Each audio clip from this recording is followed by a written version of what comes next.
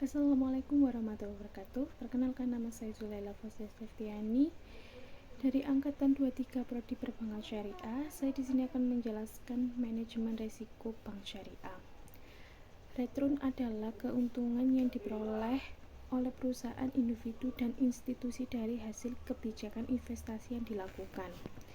Manajemen perbankan bank syariah merupakan prosedur dan cara untuk mengidentifikasi, mengukur, memantau, dan mengendalikan risiko yang diakibatkan dari kegiatan bank syariah tersebut. Bank adalah suatu lembaga keuangan yang berguna sebagai perantara antara pihak yang kelebihan dana dan pihak yang kekurangan dana. Hal ini menjadi bank menghadapi risiko dalam kegiatan operasional bank yang dilakukan. Bank menghimpun dana dari masyarakat dengan berbagai produk simpanan dalam jangka pendek, kemudian menyalurkan dana bentuk pembiayaan.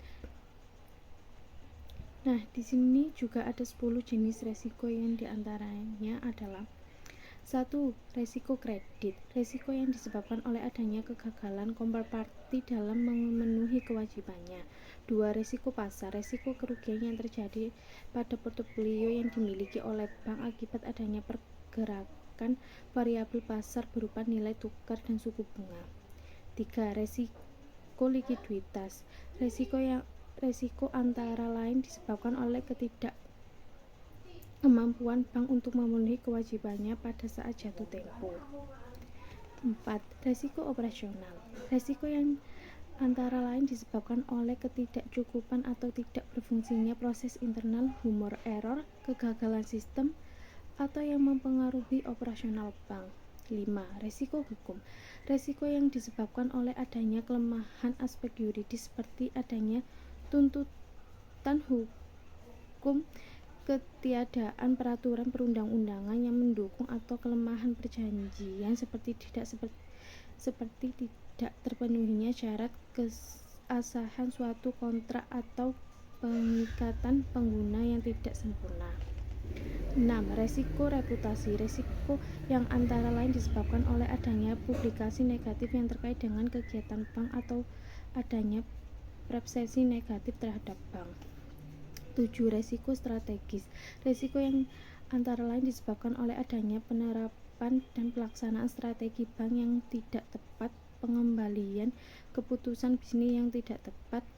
8. Resiko kepatuhan. Resiko yang disebabkan oleh tidak dipatuhinya ketentuan-ketentuan yang ada.